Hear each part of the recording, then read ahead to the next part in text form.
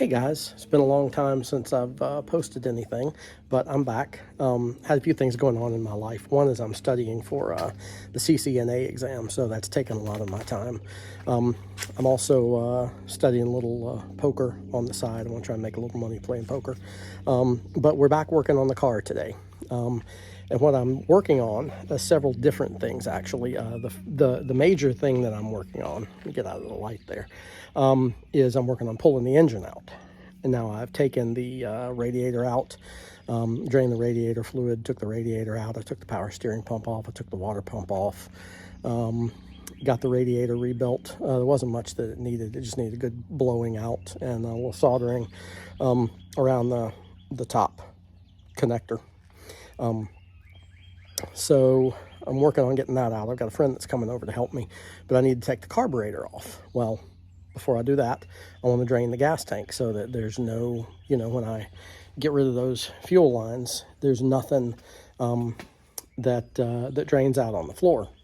So I'm working on draining the gas tank right now. Let me flip around and I'll show you what I'm doing. Okay, just back of the Corvette. The first thing I did was I took the cover off, and there's a chrome ring that was in here, and I took all that off. And you see they've got these U-clips on here. They use these U-clips quite a bit, so I've got some new U-clips I'm going to put in there. But I bought this fuel drain from Harbor Freight. It was only like $5 or $6, and I'm working on draining it out, and you can see the fuel running out there. This is the first can, and it looks like it's about half full right now. I don't really think there's probably more than 5 to 10 gallons at the most in here, but I'm trying to drain the fuel tank so I can take the carburetor off.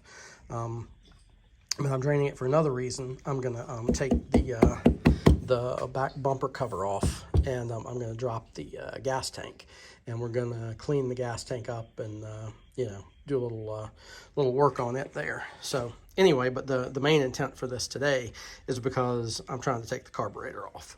So we'll go ahead and get this drained, and when it's done, I'll come back and we'll work on the carburetor. Okay guys, I think we got most of that drained out. This tank is full up to about right there, so that's not quite 5 gallons. And then this one's probably up to about right there. So I think we got about 7 to 8 gallons out of the tank, which sounds about right. So, all right, let's move up to the carburetor.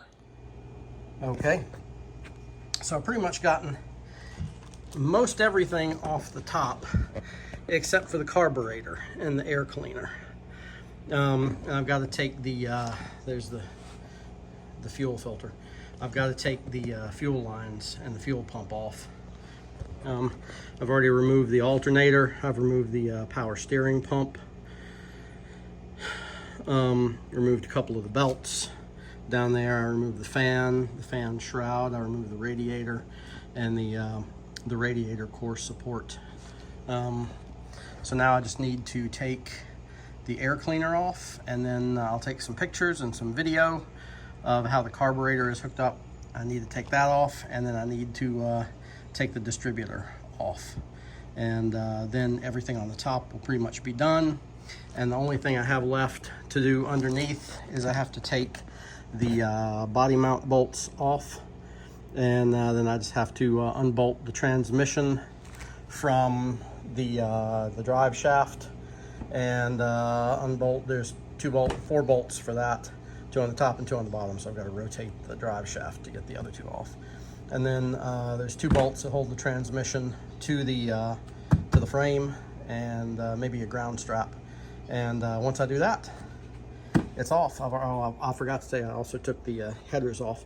These are some extra long headers, and it's going to give me a problem getting to the starter down there. You can see the starter. It's that cylinder right there. But and then the fuel pump is right there.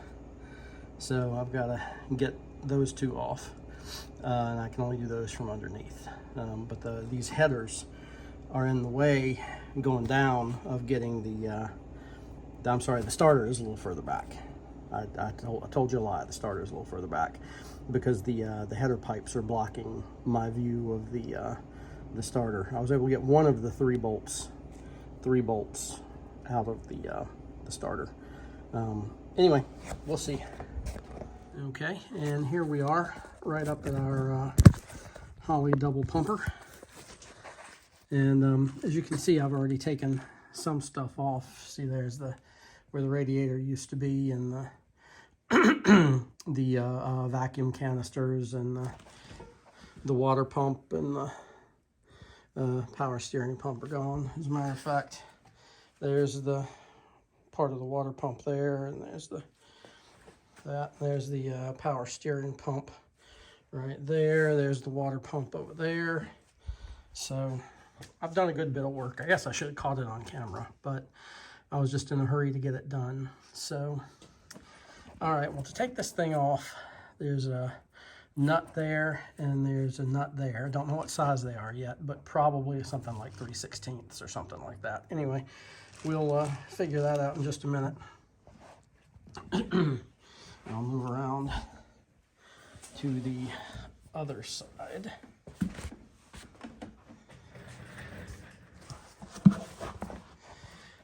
And now you can see the other side. All right, we've got another nut right there and another nut back there. And this is the fuel line right here. There's the fuel filter, and then it goes up and it splits off because it's a double pumper, right? So it's got two different chambers, and it gets gas in here and it gets gas in here. So we're gonna go ahead and we're gonna take that off. It's an electric choke as well. I already took that off. So pulling that off should be fairly simple, fairly easy. It's an air return line for the vacuum. See, it goes right there onto the distributor. So it should be something that's fairly simple to take off. Let's see, it goes down to, that's a stainless steel fuel line right there. So probably what I'm going to wind up doing is when I get that off and I get that off,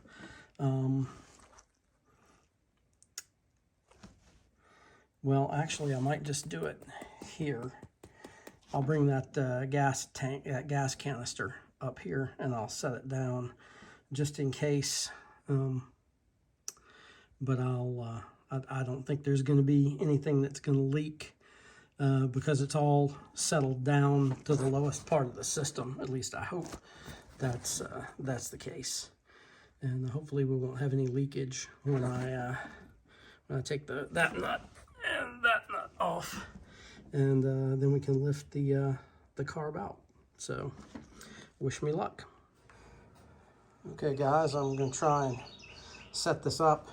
I got everything off, so it should it should come right off. So let's give it a shot and see.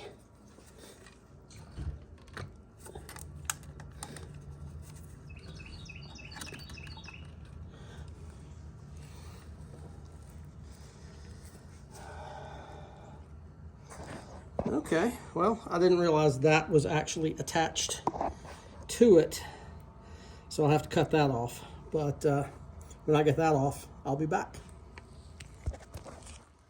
All right, well, there she is. It's off. That looks pretty bent up there on the side. And that's a cork gasket. I don't know if that's a good thing or a bad thing. I know some people like cork. I'll give you a close-up. That's where that hose was connected. It was right there, and that went to the brake booster. So why that went to the brake booster, I mean, I know it's a vacuum in there, but I wouldn't think that you would feed the carb off of the brake booster. I don't know. Then again, I don't really know anything about cars, so I'm learning as I go. That's the fuel line. Nothing came out when I took that off, so I think we're good there. Yeah.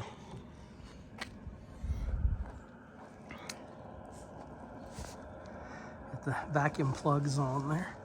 It all looks pretty good. I mean, there's a little rust on it, you know, but not much.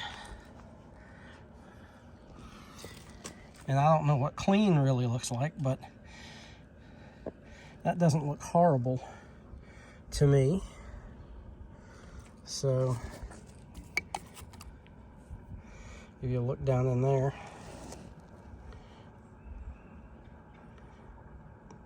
I don't know, do you see anything in there that looks unusual? Let me know. Since I mentioned the hose going to the brake booster, I thought that I would come back in here and show you. This was the hose that was on the back of the carb. And you can see, if you follow it, it comes right out, it goes right in here into the brake booster. So, okay. Works for me. Hey guys, I noticed this, I didn't mention this. This was the gasket on top of the, well, under the carburetor. This was the carb was sitting on this. And this was some kind of a spacer that was in there, and it's got a gasket on the bottom of it. So, and I think this is a square bore, is that correct? A square bore gasket. It doesn't seem like it's rubber, but it doesn't seem like it's cork either, so I'm not sure what it is.